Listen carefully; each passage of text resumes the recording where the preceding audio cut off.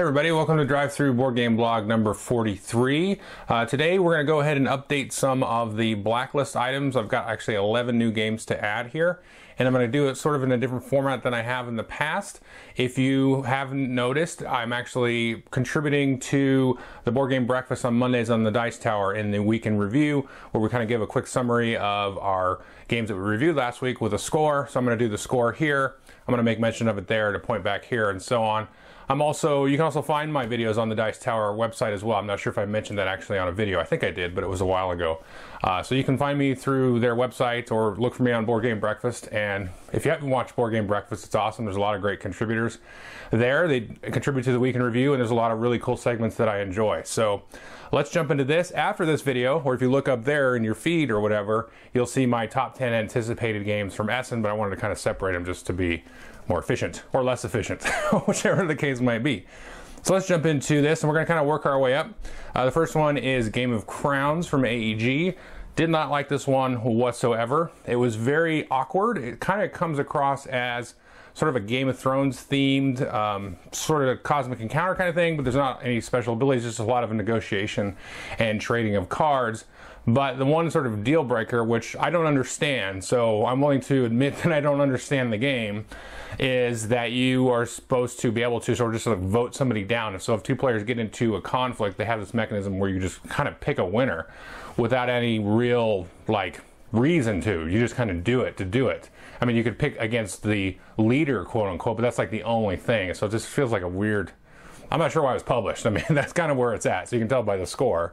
So the next one is Captain's Wager, and I'm kind of in a similar vein with that. This has some cool art. It's got kind of a steampunk theme, and players are sort of sending out expeditions to gather up treasure. And it has some interesting mechanics from a card play perspective, but it's super luck dependent, and to the point of the game is sort of dictated and you just kind of play what the cards are that were given to you without any real sort of ramifications. At least that's the sense that I get from it. And it's similar to the Game of Crowns. There's okay, I'm just playing cards and collecting random loot, and sometimes the cards will go into my hand and there can be an item, or if they're in my loot pile, they count as treasure. And it just kind of plays itself. The art's really cool, so it feels to me like a big waste of awesome art. So that's Captain's Wager. Now the next one is a game called Rattle Battle. This is from Portal Games. I think this is the first Portal game I've actively disliked. So there's some reviews on this, and basically what you do is you drop a bunch of dice into the box, and those are your little sort of pirate ships or your merchant ships. Now each of you has a cool, awesome player board. Again, awesome components, awesome art to sort of mitigate and upgrade your carrying capacity and your die rolling and your weapons and all that kind of stuff. But the way that the drop of the dice goes, it's just you can have a couple of turns in a row where you pretty much do nothing. And the other problem is if you have a couple of turns where you're involved or you and another player are involved, you spend some time measuring. And sometimes, the rules kind of say to just kind of play this easy going, but sometimes an important drop of the dice where your pirate ship or quote unquote die is in proximity to a merchant die has the sort of same equidistance as another player. You've got to get the measuring out and see who wins that or is able to sort of loot that. And sometimes you can't tell because they're equidistant. So then it's a pain and you're kind of going back and forth. And it's just wow. I mean, there's so much good production value in this, but the game itself is I just never, ever want to play this. The next one is Matai. This is from Asmati Games. And this is sort of a follow-up or updated version of Glory to Rome. And I would never, gosh, I really hope they reprint Glory to Rome, because this is interesting. We played this 5 times now, more than most of the games on this list. Really trying to figure it out. And I think because, it seems like an updated Glory to Rome, we're well, okay, let's play it again. Maybe we screwed up and missed something, but let's play it again. Nope. The thing is, it's a quicker Glory to Rome, but that's the problem. It's too quick. The end game is you build these buildings. They're not really buildings. You sort of construct these artifacts. And if you build either 5 or 6, depending on the length of the game, in one of your 2 wings, that's the end of the game. Well, it's really easy to do that. So you can really cut the game short. Now, the cool thing with Glory to Rome is the sort of natural end game condition. That was kind of the long game. Now, you could build some cool cards and combos and sort of insta-win or end the game, but you had to do some work to actually get there.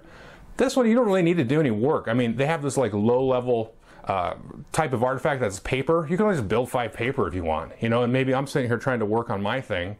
And normally that's the kind of thing I like. You know, you have the different pacings. You have the fast pacing versus the long game. But it's just, I think the short game is just like broken. I would say, whatever. I don't like to use the word broken, but to me, in my plays with my group at lunch, it's been broken and awful. So there's a lot of interesting stuff, and I can sit there and play around with the mechanics and stuff, but then once we get into like lock into sort of like competitive mode, it falls apart. So the next one is, I'm not sure how to pronounce this, it's Civilizations. It's based on a game called CV, I believe from last year or 2 years ago. And it's not like CV, but this game is another one. I have it as a 4, you can see that there, and that's because the art and stuff is kind of funny. And it's kind of halfway interesting maybe the first time you play it, but then after that there's no reason to ever play it. Because the flop of the cards that you get are just really random and boring. So you have, everybody has a hand of cards, and I think I might have a natural inclination against this type of game, but there are some that I like, where everybody has the same hand of cards, we all play a card, and then if multiple people play the same card or don't, then effectiveness of the action is going to be different based on who plays what and how many of what is played. So you might play an ore collection, I play an ore collection, and if 2 of us play it, we get a lot. If 1 of us plays it, we get a little bit, and then if all of us play it, you know, nobody gets nothing. So that is not that fun. It's just really not that fun. And you can just sort of second guess each other, and that like literally is the game. Oh, did we second guess each other? Oh, haha, no, yes, whatever. That's the whole game, because the cards that you actually can acquire from getting the resources are completely boring. So that's Civilizations. Next one is Draon, which is an old game. I believe it's from the 80s, maybe the 90s. That's been reprinted, I think, for the 3rd or 4th time from Fantasy Flight. And it kind of reminds me of like an Ameritrash Carcassonne. So I was interested in it. I'm like, okay, cool. It's kind of like a kid's game, and you lay tiles, and you're trying to basically escape the dungeon as one of the adventurers, and there's this dragon that's sort of sending you back, and you're trying to collect the most gold. And then the first player that gets the whatever the amount of gold is that you're supposed to get is the winner. And I might be misremembering that. This was a couple of months ago I played this. It's just really random and luck based. And there's not really a lot of decisions in the game. There's way more in Carcassonne. And so I feel like this design, like at its core, has some potential. And it feels like an old design. Like I said, it's from the 80s. And I feel like you could really make some tweaks to this that would really make it awesome and fun, because the production again is great, but it's just like I draw a tile and this is one of the tiles I can play, and it's going to go here, and that's pretty much where you go, or there won't be that many interesting places to play a tile. So I realize it's kind of meant for, you know, family level games, but there's tons of better family level games than this. The next one is Clockwork Wars, and I would say the quick review of this is go play Hyperborea instead. They both have as much to do with the theme as each other has to do with the other, which is basically nothing. In Hyperborea, though, it's a little bit better. I would give the edge actually in terms of treatment of the theme to Hyperborea. Clockwork Wars has this cool backstory, kind of a little blurb in there, and it seems like this really cool thing where you have this sort of humanized animal types of kingdoms playing each other, and it's just like a sort of a civilization game with some tech and stuff, but there's not really any difference between the different factions and everything, and it's monotonous to play this. There's no excitement at all, and it's one of those sort of Euro 4X hybrid kind of things like Hyperborea, but Hyperborea had tons of interesting mechanics with its whole like cube building thing and going up different tech trees and getting some of the different technologies. And then the technologies in this are completely boring compared to Hyperborea. And if you want to kind of push it to the more extreme, a really great game is Kemet, and that just should knock all of these out.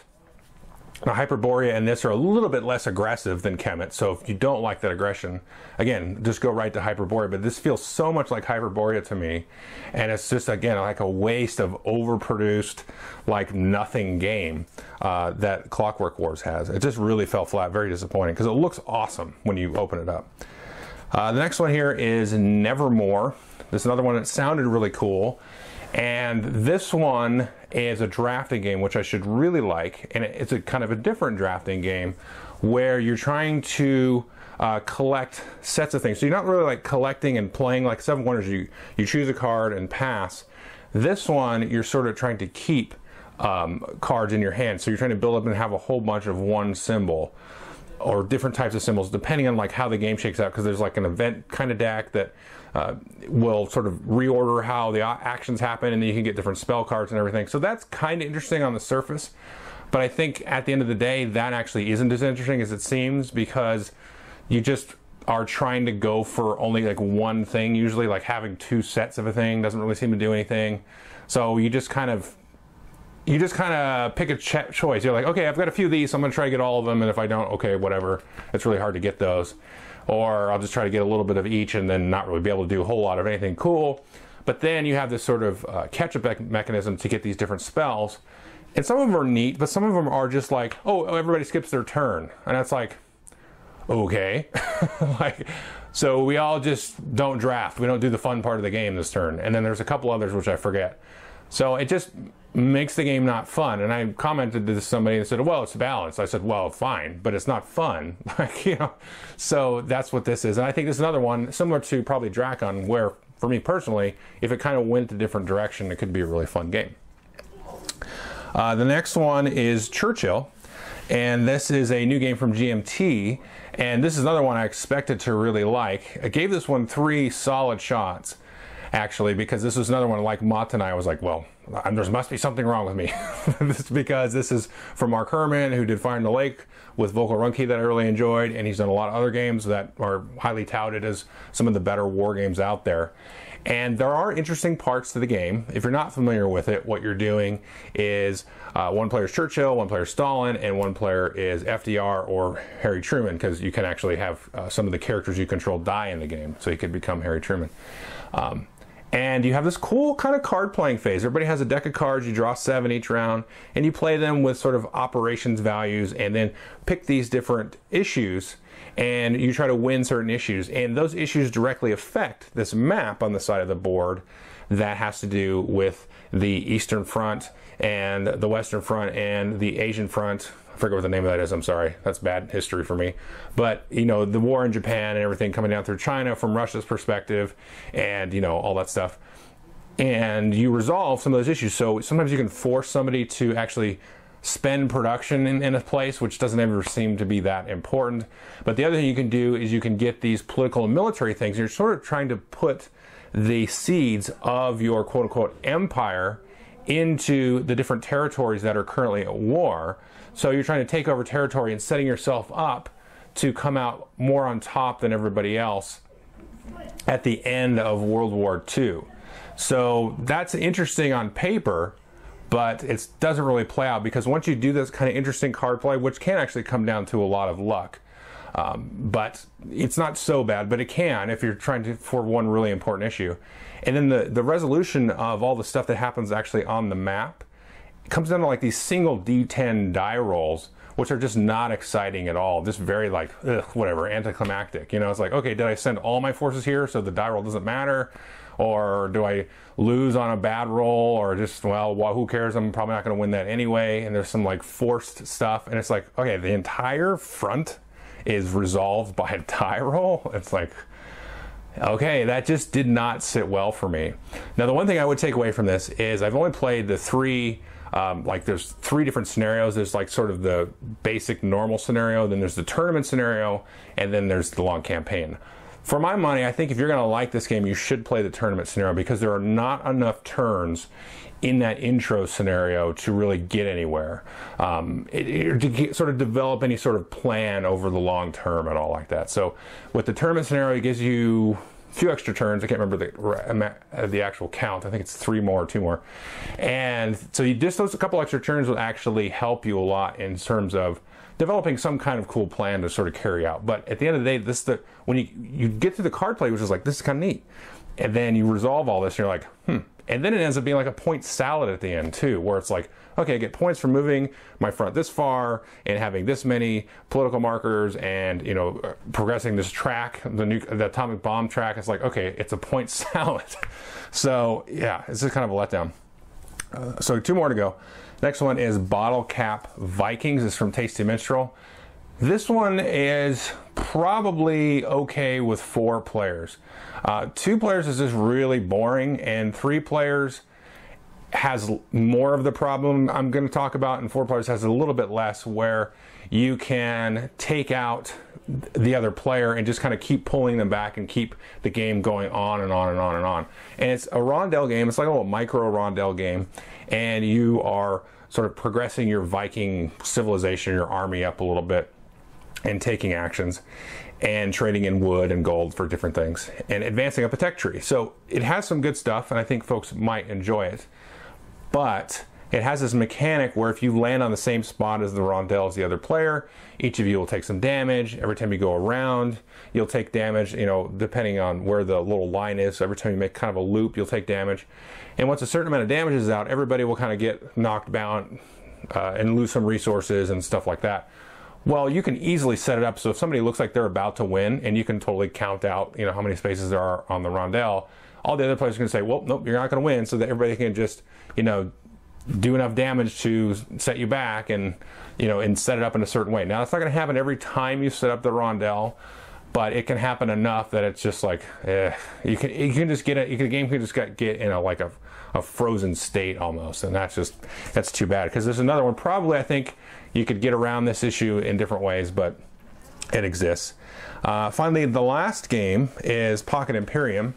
And I would say this game is only playable with 4. With 2 players, there's no reason to play it. With 3 players, it's just, and 4 players, it's more interesting with 4. So if you get this, play it with 4, and you might enjoy it. But the thing is, it's sort of a space 4X kind of game, like a micro game. And I just reviewed the other day Tiny Epic Galaxies. Different feels. Tiny Epic Galaxies is not really a 4X game, but it kind of feels like a little bit of civilization flavor, and it plays quick.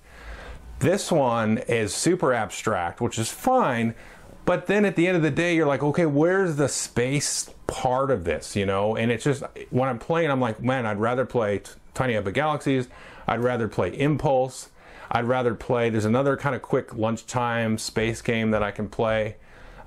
So there's a lot of other stuff that I'd rather play, and that's kind of the problem with it. It's like a decent, kind of cool design, very clever design, but it really only works with 4, and at the end of the day, it's just kind of like, again, the whole card choosing thing, like I was talking about with Civilizations, where it's just like, oh, okay, we guessed the same, you know, and you can talk about it, so everybody's kind of talked it out, and it's like you either, you know, you're kind of playing chicken with each other. So anyway, so that's the list of 11. I'm going to go ahead and record another video right now with the top 10 anticipated games from Essen. So we'll have some fun in that video. So anyway, thanks for watching. I just wanted to update everybody on this these items. So thanks.